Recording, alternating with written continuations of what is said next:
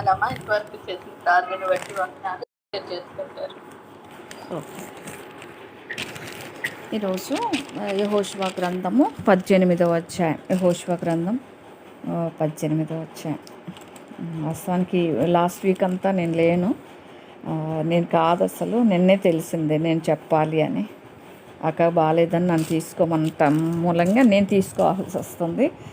ఏదేమైనా పర్లేదు, దేవుడిచ్చిన కొన్ని తలంపులైనా మనతో దేవుడు మాట్లాడినాయి మనకు మనం అన్వయించుకుంటే మంచిది. ఎందుకంటే దేవుని వాక్యము ఎంత చదివినా మనకు కొదవగానే అనిపిస్తుంది. ఎన్నిసార్లు చదివినా కొత్తగానే అనిపిస్తుంది దేవుని వాక్యం, బైబిల్.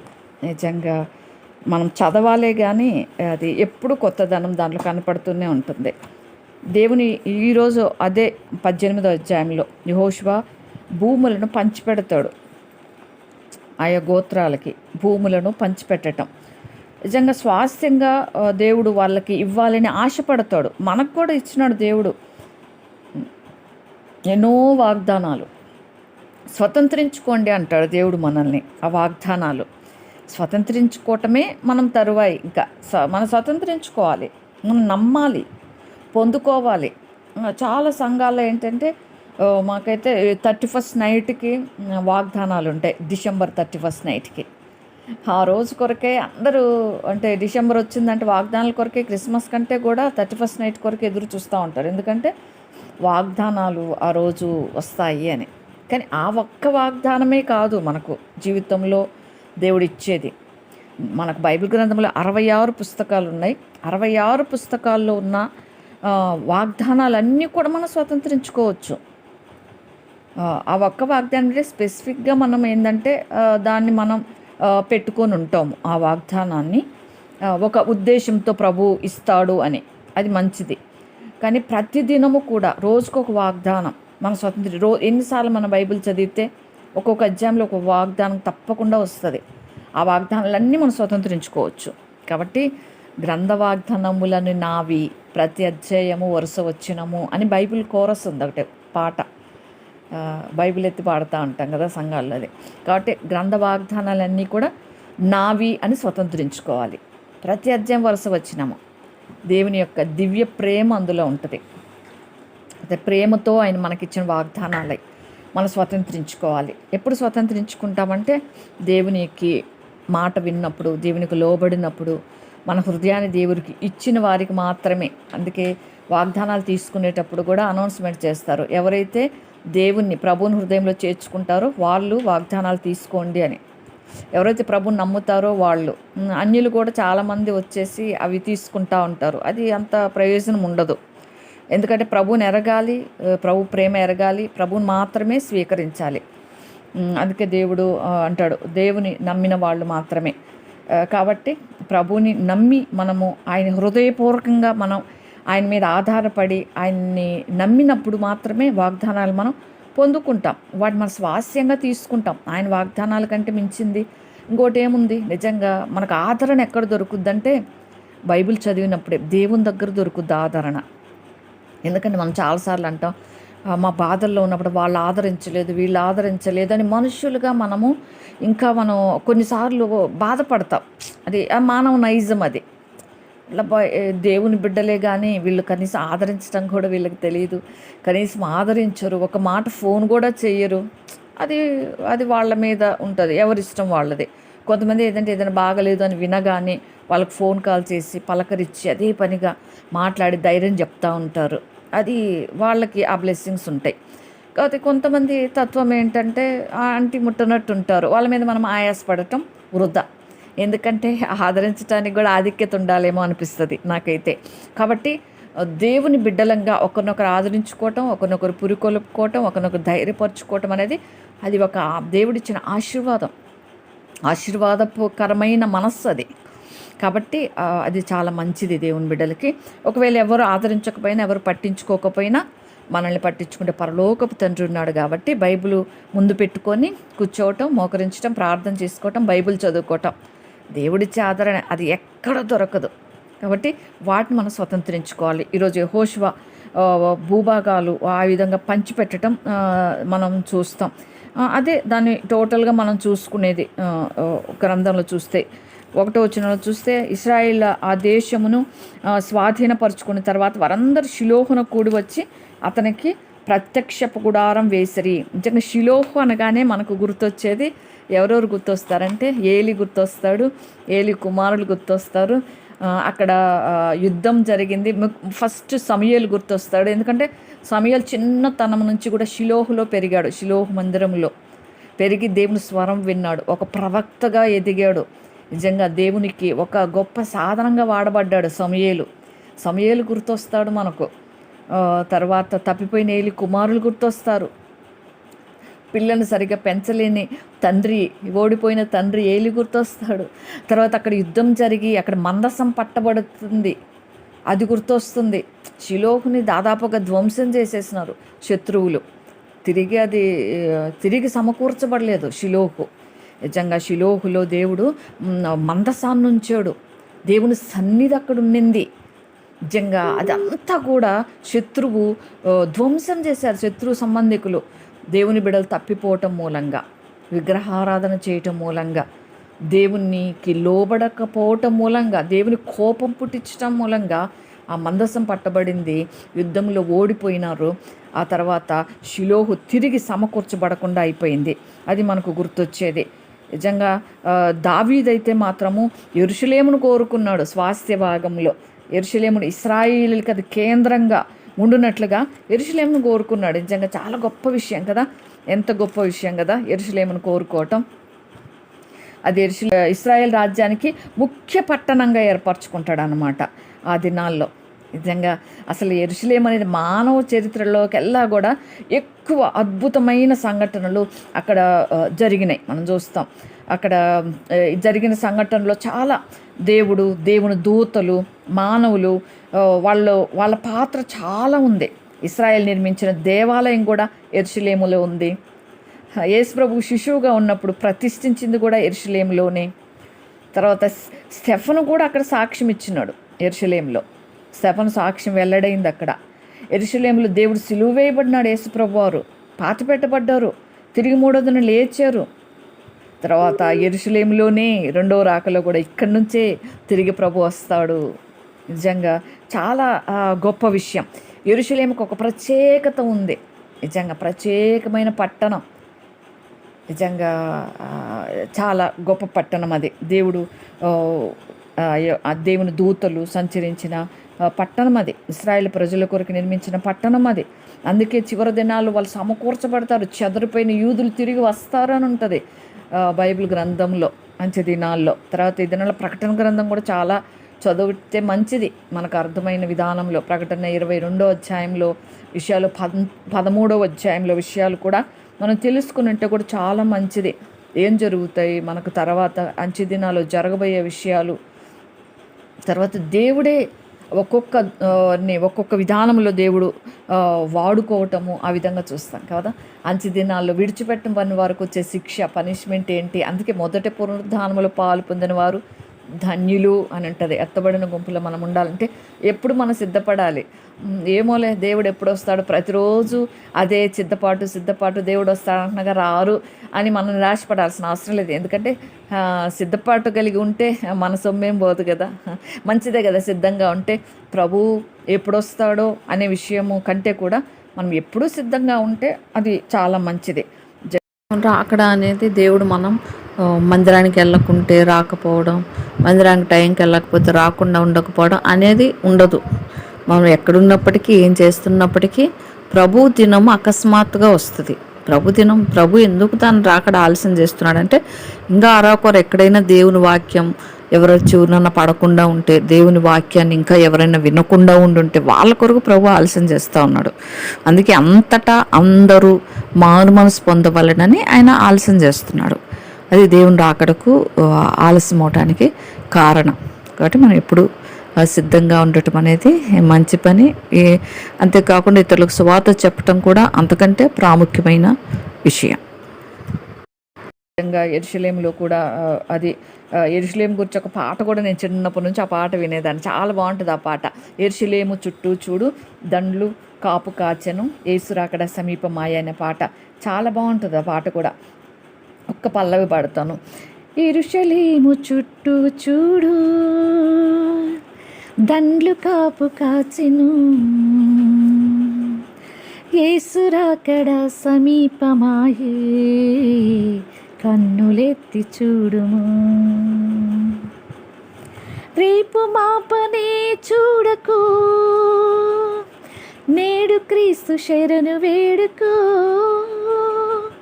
యెరూషలేము చుట్టూ చూడు. కాబట్టి యెరూషలేము చుట్టూ చూస్తే దండ్లు కాపు కాస్తాయంట. యెరూషలేము యేసు ప్రభు రాకడకి యెరూషలేములో సూచనలు జరుగుతాయి అని కూడా మనం చూస్తూ ఉంటాం. ఆ పాట అంతా కూడా మీరు వినండి, యూట్యూబ్లో కొడితే వస్తుంది. చాలా బాగుంటుంది ఆ పాట. నిజంగా అది చాలా మంచి పట్టణం. కాబట్టి మనం ఆ విధంగా ఉండాలి. జకర్యా 14:12 1-5 వచనాల్లో కూడా ఉంది, యెహోవా దినం వస్తుంది, యెరూషలేము మీద యుద్ధం చేయటానికి నేను అన్ని జనులను సమకూరుస్తున్నా అంటాడు దేవుడు. కాబట్టి యెరూషలేము మీదకి యుద్ధం రావటం అదొక సూచన. అందుకే యెరూషలేము అనేది అది ఒక గొప్ప పట్టణం. ప్రభు వచ్చినప్పుడు కూడా యెరూషలేము నుండి పరిపాలించేటప్పుడు 1000 ఏళ్ల పరిపాలన యొక్క సన్నివేశం కూడా అక్కడ చూపబడుతుంది. కాబట్టి ఆ విధంగా ఈ విధంగా మనము ఆయా భూభాగాలు పంచిపెట్టడం ఈ దినంలో చూస్తాం. కాబట్టి ఇశ్రాయేలు కొరకే యెరూషలేమును కోరుకోవటం చాలా ముఖ్యమైనది. కాబట్టి ఇక్కడ యెహోషువ కూడా చక్కగా ఎంతో దేవుని జ్ఞానముతో నిజంగా ఇంతకుముందు కూడా చెప్పుకున్నాం, యెహోషువ చక్కగా ట్రైనింగ్ పొందాడు అని. యెహోషువలో కూడా పొరపాటు లేకపోలేదు. ఎందుకంటే మనుషులుగా కాబట్టి ఒక చోట అంటే ఎల్దాదు మేదాదు అనే వాళ్ళని నిషేధిస్తాడు యెహోషువ వాళ్ళు మాట్లాడినప్పుడు. అప్పుడు మోషే కూడా గద్దిస్తాడనమాట, నా మీద నీకు ఎందుకు అంత రోషం కలిగిందా అని. ఎందుకంటే నిజంగా ప్రతి విషయంలో కూడా ప్రభువు చూసుకుంటాడు, ప్రభువుకు చోటు ఇవ్వాలి. ఈ దినాల్లో కూడా జరుగుతుంది ఏంటంటే ప్రభువుకు చోటు ఇవ్వరు, ఏదొచ్చిన తక్క అంటే డెసిషన్స్ తీసేసుకుంటూ ఉంటారు. నిజంగా ఆ దినాలు యెహోషువ అంత చక్కగా భూభాగాలు పంచిపెడతా ఉంటే వాళ్ళు ఎంత చక్కగా అసలు డిసిప్లైన్గా వాళ్ళు ఎవరికి పంచిన భాగం వాళ్ళు తీసుకున్నారంటే చాలా ఆశ్చర్యం వేస్తుంది. ఈ దినాలు చూస్తే ఇశ్రాయేలుకి మించిపోయినారేమో అనిపిస్తుంది. ఈ దినాల్లోనే దేవుని బిడ్డ ఇశ్రాయేల్ ప్రజల గురించి మనం అమ్మో ఇశ్రాయేల్ ప్రజల అమ్మో తిరుగుబాటు చేసే వాళ్ళ అమ్మో వాళ్ళు అన్నట్లుగా చూస్తాం. కానీ అంతకంటే గనులు కూడా ఈ దినాల్లో కూడా ఉన్నారు. ఎందుకంటే సంఘాల్లో కూడా ఎవరన్నా ఒకరు చెప్తా ఉంటే అంతే వీళ్ళే చెప్పాలా, వీళ్ళే నిర్ణయించాలా, మేమేమైపోతాం, మా పరిస్థితి ఏంటి అని. ఎందుకంటే మేము ఆరంభ దినాల్లో నా పెళ్ళైన కొత్తలు మేము హెబ్రోన్ సహవాసంలో ఉన్నప్పుడు కూడా అక్కడే ఎక్కడి నుంచి కలతలు వచ్చాయంటే ఆ తర్వాత మాకు అప్పుడు ఎల్డరు బెంజమిన్ అంకుల్ ఉండేవారు. అంకుల్ చక్కగా అందరినీ నాయకుల్ని కొంతమందిని పెడదామని చెప్పేసి డిసైడ్ చేస్తే అక్కడి నుంచి వచ్చేసిన కలతలు. అప్పుడు దాకా బాగున్న సంఘము నాయకులు అనగానే నేనేమైపోతా, నాకేంటి, నేనెట్లా, వాళ్ళేనా నేను అని అంటే దేవుడు నిర్ణయించినప్పుడు ఒక దైవజనుల చేత దేవుడు నిర్ణయించినప్పుడు దేవుడు నిర్ణయించినాడు అనుకుంటే అక్కడ కలతలు రావు. ఒకవేళ దేవుడు ఆ వ్యక్తి ద్వారా మనల్ని నిర్ణయించలేదు అంటే ఒకవేళ దేవుని ఉద్దేశంలో లేమేమో అని తగ్గించుకుంటే ఇక ఏదీ రాదు. ఎందుకంటే దేవుని ఉద్దేశంలో ఉంటే బలహీనలు కూడా వాడుకుంటాడు దేవుడు. ఎందుకంటే మనం గతంలో కూడా చూసాం కదా, సంఖ్యాకాండంలో మనము అతను బిలాము అసలు ఒక విధంగా చెప్పాలంటే సోదగాడు. అటువంటి వ్యక్తిని దేవుడు వాడుకున్నాడు. అంటే దేవునికి అక్కరైనప్పుడు ఎటువంటి వాళ్ళనైనా వాడుకుంటాడు, ఎటువంటి వాళ్ళ ద్వారా అయినా వాళ్ళని బయటికి తీసుకొస్తాడు. ఒకవేళ బలహీనులైనా వాళ్ళ ద్వారా కూడా బయటికి తీసుకొస్తాడు దేవుడు. కాబట్టి అది దేవుడి నిర్ణయం కాదేమో అనుకుంటే ఆ కలతలు కలవరాలు ఉండవు. అది మనం ఈరోజు నేర్చుకోవాల్సింది. అంత వివరణ మనకు లేకపోయినా యెహోషువ భూభాగాన్ని పంచుతూ ఉంటే నిజంగా అందరూ ఎవరికి పంచిన భూభాగాలు వాళ్ళు చక్కగా తీసుకుంటా ఉన్నారు. నిజంగా దాంట్లోనే అందుకే యెహోషువకి పేరు కూడా చక్కటి అర్థము, యేసు ప్రభువుకి కలిగిన పేరు. నిజంగా యెహోషువ అంటే దేవుని సహాయం, దేవుని యొక్క రక్షణ. యేసు అంటే రక్షకుడు అని యేసు ప్రభు వారుకున్న పేరుకు అర్థము యెహోషువ. నిజంగా. కాబట్టి మోషే చేసిన దాంట్లోనే ఈక్వల్‌గానే చేసినాడు యెహోషువ కూడా. మోషే వేగుల వారిని పంపినప్పుడు యెహోషువ కాలేబులు మంచి వర్తమానమాలు తెచ్చినారు. నిజంగా మోషే తర్వాత కూడా జాతి మొత్తానికి కూడా ఒకే ఒక నాయకుడైనాడు. నిజంగా నాయకులు ఉండాలి సంఘంలో అయినా, దేవుని ప్రజలకు. నాయకులు లేకపోతే బైబిల్లోనే ఉంది కదా, నాయకులు లేకపోతే కట్టులేక తిరుగుదురు జనులు అని.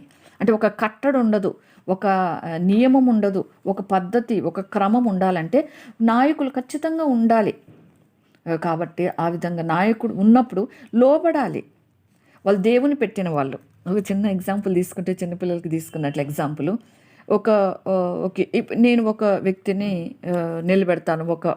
అంటే ఏదన్నా ఒక స్కిట్ ఉందనుకోండి, చిన్నగా తీసుకున్న ఎగ్జాంపుల్. ఒక స్కిట్కి నేను ఒక వ్యక్తిని చూస్ చేస్తాను. తర్వాత ఇంకొకరు గ్లోరీ అక్క ఒక వ్యక్తిని చూస్ చేసి అక్కడ పెడతారు.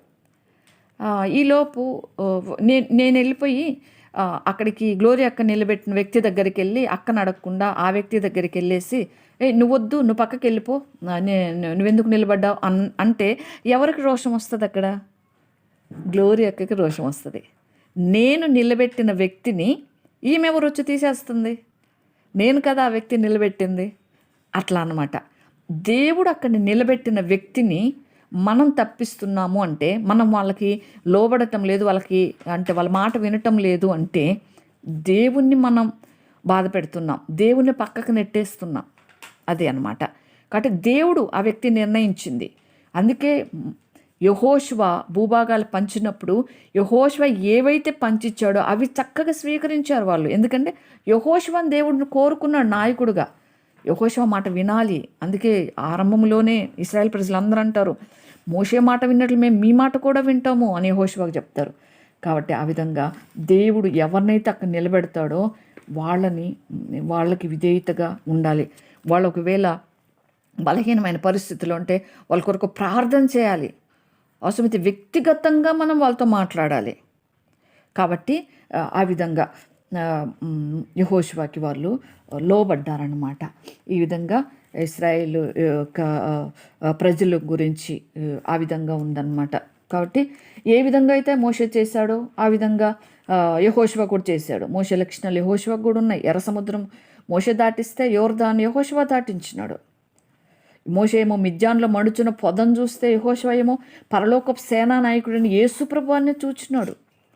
నిజంగా ఇద్దరు కూడా వాళ్ళ దర్శనాలు చూసిన చోటు చెప్పులు వదిలిపెట్టినారు. వాళ్ళు చెప్పులు విడిచేది పరిశుద్ధ స్థలంగా ఎంచినారు. వాళ్ళు ఇద్దరు రాతి పలక మీద ధర్మశాస్త్రం రాసినారు. ఇద్దరు దేవుని సన్నిధిలో విజ్ఞాపన చేసినారు. ఇద్దరు వాళ్ళ జీవితంలో చివరి వరకు కష్టం వచ్చినా నష్టం వచ్చినా దేవుని కొరకే వాడబడుతూ వచ్చినారు. ఇద్దరు కూడా ఇశ్రాయేల్ చరిత్రను సమీక్షించిన వారుగా ఉంటున్నారు. మోషే ఏమో ఒక ప్రత్యేకమైన తాత్విక ధోరణి అనొచ్చు, యెహోషువ ఏమో క్రియాశీల అనొచ్చు. మనం నిజంగా చక్కటి పనులు యెహోషువ చేయటం మనం చూస్తాం, యుద్ధాలు చేయటము అన్ని విషయాల్లో కూడా. కాకపోతే మోషేకున్నంత సాత్వికం యెహోషువకు లేదంటారు. కాబట్టి ఏదేమైనప్పటికీ యెహోషువను కూడా దేవుడు చక్కగా వాడుకున్నాడు. హై విషయం ఒక్కటే యెహోషువ తొందరపడి తీర్మానం చేసుకుంటాడు. మిగతా విషయాలు దేవుడు ఏదేమైనా యెహోషువ మంచి విశ్వసనీయుడు, విధేయుడు, మంచి యొక్క పక్షపాతం లేకుండా భూభాగాల్ని పంచిపెట్టినవాడు. మోషే తర్వాత మంచి పేరు తెచ్చుకున్నాడు యెహోషువ. దేవుని మహిమపరిచిన వాడుగా ఉంటున్నాడు.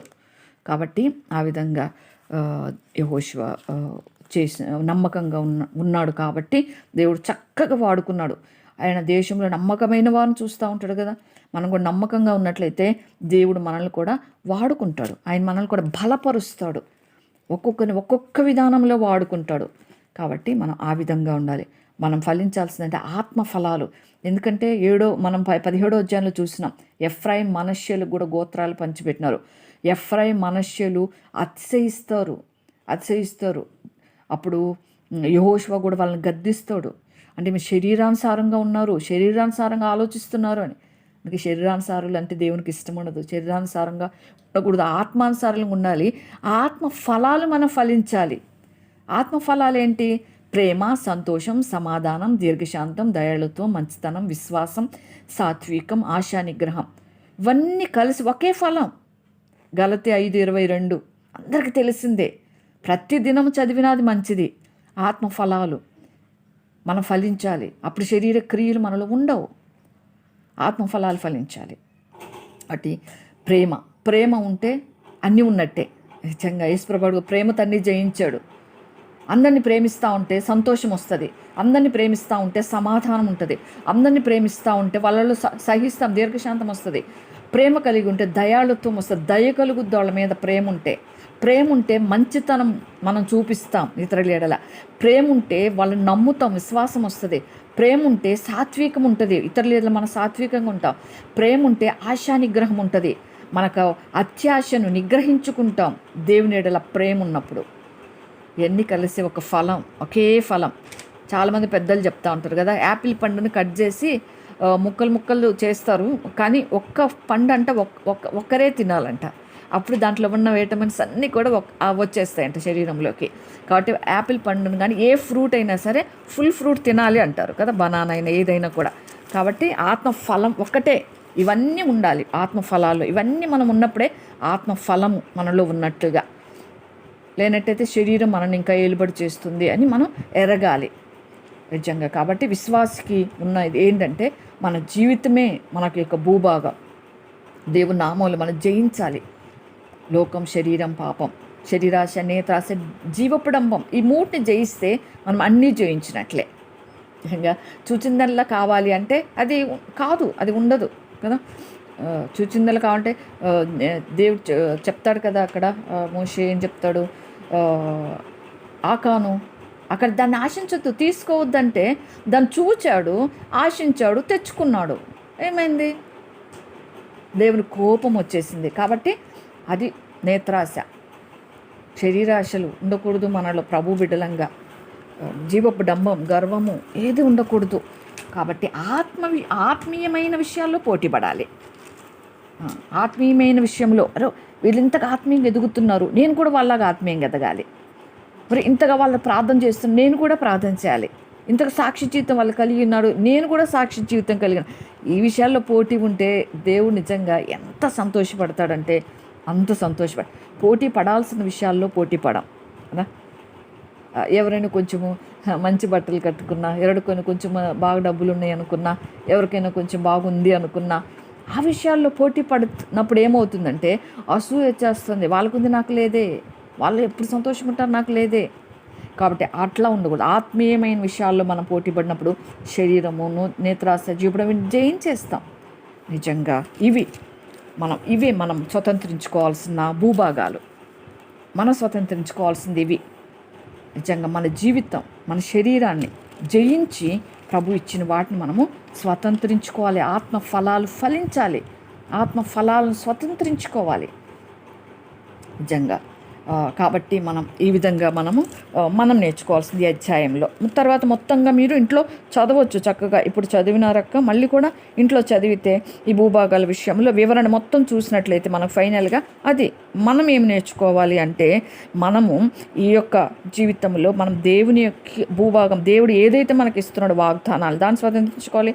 పరలోకంలో మన కొరకు సిద్ధపరిచిన ఆ భూభాగాన్ని మనం స్వతంత్రించుకోవటానికి మనల్ని మనం సిద్ధపరచుకోవాలి. మనకి ఈ భూలోకంలో ఉంది అశాశ్వతమైనది, ఇది కొంతకాలం. మనకి ఎంతవరకు దేవుడు మనకు అవసరమో అంత దేవుడు ఖచ్చితంగా ఇస్తాడు. మనకు దాని మించి అడగకుండా ఆయన మనకి ఇస్తాడు. కానీ మనం స్వతంత్రించుకోవాల్సిన భూభాగం ఏంటంటే పరలోకం. అక్కడ మన జీవగ్రంథంలో పేరు ఉందా లేదా అది చూసుకొని, అది పరీక్షించుకొని, అక్కడ సరి అయిన జీవితం మనం జీవించినట్లయితే అక్కడ స్వతంత్రించుకుంటాం. నిత్య రాజ్యంలో స్థానం, అది మనకు దేవుడిచ్చిన భూభాగం. కాబట్టి 3వ వచనం చూస్తే, మీ పితరుడు దేవుడైన యెహోవా మీకు ఇచ్చిన దేశం స్వాధీనపరుచుకొని వెళ్లకుండా మీరు ఎన్నాళ్ళు తడవ చేస్తారు? అంటే కానానికి వెళ్ళాలి, కానాన్ దేశాన్ని మీకు ఇస్తానన్నాడు కదా దేవుడు. మీరే స్వతంత్రించుకోవట్లా, మీరే మాట వినట్లా, మీరే దేవుని కోపం రేపుతున్నారు. కోపం వినకుండా గతంలో అంతా రాలిపోయినారు. మీరే స్వతంత్రించుకోవట్లా. దేవుడు వాగ్దానాలు మన ఎదురుగా పెడతాడు, స్వతంత్రించుకోమని మనకు చెప్తాడు. మనమే స్వతంత్రించుకోవాలి. వాగ్దానానికి కండిషన్స్ ఖచ్చితంగా ఉంటాయి. దేవుడు వాగ్దానాలు ఊరికే ఇవ్వడు. వాగ్దానాలు ఇస్తే ఆ అధ్యాయం మొత్తం చదవాలి. ఏ యొక్క వాగ్దానం మనం తీసుకుంటే ఆ చాప్టర్ అంతా కూడా తీసుకొని దాంట్లో ఉన్న కండిషన్స్ ఉంటాయి, దాంట్లో అవి మనము పాటించాలి. అప్పుడే వాగ్దానం స్వతంత్రించుకుంటాం. ఆషామాషాగా పరలోకానికి వెళ్ళలేం. అది పరిశుద్ధులు ఉండే స్థలం, పరిశుద్ధుడైన ప్రభు ఉండే స్థలం. అది ఆ స్థానానికి వెళ్ళాలంటే భూమి మీద జీవించినంత కాలము మనల్ని మనం కాపాడుకోవాలి, భద్రపరుచుకోవాలి. లోకమలినం అంటకుండా ఎప్పటికప్పుడు సరి చేసుకోవాలి. ఎప్పటికప్పుడు కడుక్కుంటూ ఎప్పటికప్పుడు మనం దేవుని కొరకే జీవించాలి. ప్రభువుని ధ్యానించుకుంటూ ఉండాలి. ప్రభువుని మనసులో పెట్టుకోవాలి. ప్రభు ధ్యానం ఎక్కువ ఉంటే ఏ మనుషులు మనకు గుర్తురారు. ప్రభు గురించి ఆలోచిస్తూ ఉంటే ఇతరుల గురించి ఆలోచించే టైం కూడా ఉండదు మనకి. ఇతరుల గురించి ఆలోచిస్తూ ఉంటే ప్రభు పక్కకి వెళ్ళిపోతాడు. అప్పుడు అసూయ, పగ, ద్వేషం అన్నీ వచ్చి కూర్చుంటాయి. క్షమించుకోలేము. అన్నీ ఒక్కోటి వచ్చి ఒకదానికొకటి తోడు తెచ్చుకుంటాయి. ఇంకోటి వెళ్ళి ఇంకొక దయ్యాన్ని తోడు తెచ్చుకుంటాయి. అట్లా అన్నీ వచ్చి కూర్చుంటాయి. ఇంకా వెళ్ళవై మేము వెళ్ళమంటాయి. ఇవి చాలామంది అంటారు, మాకు ప్రార్థన చేయండి అంటారు. అన్నీ వచ్చి వాళ్ళే కూర్చోబెట్టుకొని ఒకదాన్ని చోటిస్తే అన్నీ ఒకతో తోడు తెచ్చుకొని వచ్చి కూర్చుంటాయి. అవి కూర్చొని ఒక్కొక్క పని చేస్తూ ఉంటాయి. మీరు ప్రార్థన చేయండి అంటే వాళ్ళు విడిచిపెట్టకుండా మనం ప్రార్థన చేస్తే ప్రయోజనం ఏముంది? విడిచిపెడితే ఇతరులు ప్రార్థన చేసినప్పుడు ఫలం ఉంటుంది. విడిచిపెట్టకుండా వాటిని గట్టిగా పట్టుకుంటే వాళ్ళకి లేని బాధ నీకెందుకు అని మనం ప్రార్థన చేసే వాళ్ళ నెత్తి మీదకి వస్తాయి అవి. కాబట్టి ఎవరికి వాళ్ళము శరీరాన్ని, లోకాన్ని, పాపాన్ని జయించినప్పుడు ఇతరుల ప్రార్థన తొందరగా ఫలితం ఇస్తుంది. ఇతరులు ప్రార్థించడానికి అవకాశం ఇచ్చిన వాళ్ళం అవుతాం. కాబట్టి ఆ విధంగా మనం జయించాలి. కాబట్టి యెహోషువ చెప్పినట్టుగా ఆ విధంగా మనం కూడా స్వతంత్రించుకోవాలి. సైతాన్ని ఓడించాలి. మన జీవితంలో లేకుండా, మన శరీరం మీద, మన మనస్సు మీద వాడికి అధికారం లేకుండా వాని కోట గోడల ప్రార్థనతో, స్తుతులతో కూల్చివేయాలి. స్తుతిస్తూ ఉంటే సాతానుడు ఉండడు. మన శరీరం మీద వాడికి అధికారం లేదు, ప్రభువుకు తప్ప. ప్రభువుకు మాత్రమే ఉంది మన శరీరం పైన అధికారం. ఎందుకంటే దేవుని ఆలయం ఈ శరీరం. ప్రభా ఇది నీ ఆలయం అని మనం ప్రభువు ప్రతిష్ఠించుకున్నప్పుడు వాడికి ఏం చేయలేడు. స్తుతి ప్రార్థనలతో మన హృదయం నిండిపోయి ఉండాలి. కాబట్టి ఆ విధంగా మనము దేవుడిచ్చేదాన్ని స్వతంత్రించుకోవాలి. దేవుడిచ్చేదాన్ని స్వతంత్రించుకోవాలంటే ఈ నియమాలన్నీ మనము పాటించాలి. కాబట్టి లేవీలకు కూడా ఏ వంతు ఇవ్వలేదు లేవీలకు. ఎందుకంటే వాళ్ళు యాజక ధర్మం చెయ్యాలి 7వ వచనంలో. కాబట్టి యాజకులు కొంతమందిగా అంటే ఎవరి లెక్క వాళ్ళకే. కాబట్టి ఎవరికి దేవుడు ఏది ఇస్తే అదే తీసుకోవాలి. ఎవరికి దేవుడు ఏ తలాంతి ఇస్తే అందులోనే ఉండాలి. ఎవరికి దేవుడు ఏ వరం ఇస్తే అందులోనే ఉండాలి. కాబట్టి 11వ వచనంలో బెన్యామీను గోత్రాన్ని కూడా, బెన్యామీను గురించి కూడా చక్కగా మనం చెప్పుకోవచ్చు. బెన్యామీను గురించి దేవుడు మంచి సాక్ష్యం చెప్తాడు. బెన్యామీను నాకు ప్రియమైన వాడు, అతని దగ్గర సురక్షితంగా నివసించును, యెహోవాకు ప్రియుడు, దినమెల్లా దేవుడు అతనికి ఆశ్రయంగా చేసుకుంటాడు. బెన్యామీను ఆయన జనముల మధ్య దేవుడు నివసిస్తాడంట. బెన్యామీను జనముల మధ్య నిజంగా ద్వితీయోపదేశకాండం 33:12 చదివినట్లయితే బెన్యామీను గూర్చి ఉంటుంది. కాబట్టి ఇది 21 ఈ 7వ అధ్యాయం 18వ అధ్యాయం యెహోషువ 21వ వచనంలో కూడా చూస్తే బెన్యామీను గురించి ఉంది. కాబట్టి బెన్యామీను గురించి సాక్ష్యం ఇది. తర్వాత 25వ వచనంలోకి వెళ్ళి మనం చూసినట్లయితే 18వ అధ్యాయము 25వ వచనంలో మనం చూసినట్లయితే ఇంకా 21లో బెన్యామీను గోత్ర వంశములు ఉన్నాయి. తర్వాత 25లోకి వెళ్ళినట్లయితే 12 పట్టణాలు గిబియో, రామ, బెయోరోతు ఇవన్నీ కూడా ఉన్నాయి కదా. ఈ రామ అనే స్థలంలో సమూయేలు యొక్క జన్మించిన స్థలం ఇది కదా. అక్కడ అంగలార్పు అని కూడా ఉంటుంది కదా, రామాలు అంగలార్పు అని. నిజంగా ఆ రామ అనే స్థలం చూసినప్పుడు మనం అవన్నీ జ్ఞాపకం తెచ్చుకోవాలి. నిజంగా అది అన్నమాట. కాబట్టి ఏదేమైనప్పటికీ దేవుడిచ్చిన భూభాగాలు అవి మనం చెప్పుకున్నాం కదా. యెరూషలేమని దావీదు కోరుకున్నాడని. యెరూషలేం పట్టణానికి చాలా పేర్లు ఉన్నాయి. తర్వాత యెబూసు, సియోను, దావీదు పట్టణం, షాలేము, అరియేలు, దేవుని పట్టణం, మహారాజు పట్టణం, ప్రభు సింహాసనం, యెహోవా సింహాసనం, పరిశుద్ధ పట్టణం అని ఓ పాట కూడా ఉంది. మన దేవుని పట్టణం అందాయన, పరిశుద్ధ పట్టణమందు యెహోవా గొప్పవాడును, బహుకీర్తనీయుడై ఉన్నాడు. నిజంగా ప్రతి పాట కూడా మనం ధ్యానించినట్లయితే వాక్యం చాలా బాగా తెలుస్తుంది. వాక్యంలో నుంచి చూసే పాటలు రాస్తారు దైవజనులు. నిజంగా అట్లా పాటలు మనం ధ్యానించుకుంటూ పాడినట్లయితే అందులోంచి చాలా వాక్యం కూడా మనం తెలుసుకోవచ్చు. నిజంగా యెరూషలేం పట్టణం గురించి తెలుసుకున్నాం ఈరోజు. దావీదు కోరుకున్న పట్టణం ఇశ్రాయేలు భూభాగం కాబట్టి అది కూడా మనము చూసుకున్నాము. తర్వాత ఇతరులకి బెన్యామిని గురించి చూసుకున్నాం, షిలోహు గురించి చూసుకున్నాం, దాని గురించి నేర్చుకున్నాం. కాబట్టి మనం విగ్రహారాధన ఎందుకు దేవుడు చేయొద్దన్నాడు కూడా ఇంతకుముందు తెలుసుకున్నాం. ఎందుకంటే విగ్రహారాధన వాళ్ళు చేస్తూ కూడా వారి పిల్లల్ని కూడా దాటించాడు. ఏది ఎక్కువగా ప్రేమిస్తామో ఈ దినాలు అదే విగ్రహం. ఎందుకు అంటే చాలామంది అంటారు, తల్లిదండ్రులు అన్యులు అంటారు, తల్లిదండ్రుల్ని ప్రేమించొద్దు అంటాడు మీ దేవుడు. తల్లి మొదటి దైవం, తల్లి మొదటి దైవం అని ఎందుకు వద్దన్నాడంటే, ఇప్పుడు తల్లి చనిపోతుంది, ఆమె దైవంగా అంతగా ఇష్టపడితే ఆమె చనిపోయినప్పుడు తట్టుకోగలమా? తండ్రి దైవంగా ఎంచుకుంటే తట్టుకోగలమా? ప్రతిదీ దేవుడు ఆయనకి తెలుసు. ఏది మనం ఎక్కువగా ప్రేమించినా ఒకవేళ ఆ ప్లేస్లో నుంచి వాళ్ళు చనిపోతే, వాళ్ళు దూరం వెళ్ళిపోతే మనం తట్టుకోలేం. అందుకే దేవుడు అంటాడు, నేనైతే ఎప్పుడు మీతో, నా సన్నిధి మీతో కూడా ఉంటుంది కాబట్టి నాకు మొదటి స్థానం ఇవ్వండి, నన్ను ప్రేమించండి, నేను సృష్టికర్తను, నేను ఏదైనా చేయగలను, తల్లి చేయలేనిది చేయగలను, తండ్రి చేయలేనిది చేయగలను, ఎవరు చేయలేనిది నేను చేయగలను. అందుకే నన్నే గుర్తుపెట్టుకోండి, నేనైతే ఎప్పుడు ఉంటా. తల్లి కొద్ది రోజుంటే చనిపోతుంది, తండ్రి కొద్ది రోజు చనిపోతాడు కదా, అందరూ చనిపోతారు, కానీ నేనైతే నువ్వు చనిపోయే వరకు నీతో ఉంటా. అందుకే నా మీద దృష్టి పెడితే నీకు బాధ కలగకుండా ఉంటుంది. అందుకు కష్ట సుఖాలు కూడా కావడి కుండలు అంటారు కదా. కష్టం సుఖం ఎందుకు పెడతాడు? మీ దేవుణ్ణి నమ్మినారు కదా, మీకేం లాభమైంది అంటారు చాలామంది అన్యులు. పరలోకం వచ్చింది, మాకు పరలోకం ఉంది అని చెప్పాలంతే. భూమి మీద అందరికి ఉన్నట్టు మనకు లేకపోతే మనకు అసలు ఎక్కువ సంతోషం ఉన్నా నిద్ర పట్టదు కదా, ఎక్కువ బాధలు ఉన్నా నిద్ర పట్టదు. అందుకే దేవుడు మన శరీరం ఏంటో, మనకు శరీరానికి ఏది అవసరమో అన్నీ తెలుసు ఆయనకి. బ్యాలెన్స్ చేస్తాడు దేవుడు. బాధలు కష్టాలన్నీ బ్యాలెన్స్గా ఉంటేనే మనకు నిద్ర పడుతుంది హాయిగా. దేవునికి అన్నీ తెలుసు. దేవుడు మనల్నే కదా అందరికంటే ఎక్కువ వేసే మనల్ని ప్రేమించినాడు, మానవుల్ని ప్రేమించినాడు. సృష్టి మొత్తంలో దేవుడు మనిషిని ప్రేమించినాడు. అది ఎరగరు. దేవునికి ఎందుకు నేనంటే అంత ఎక్కువ ప్రేమ అని అది ఊహించుకోరు. దేవుళ్ళు తప్పులు ఎతుకుతూ ఉంటారు.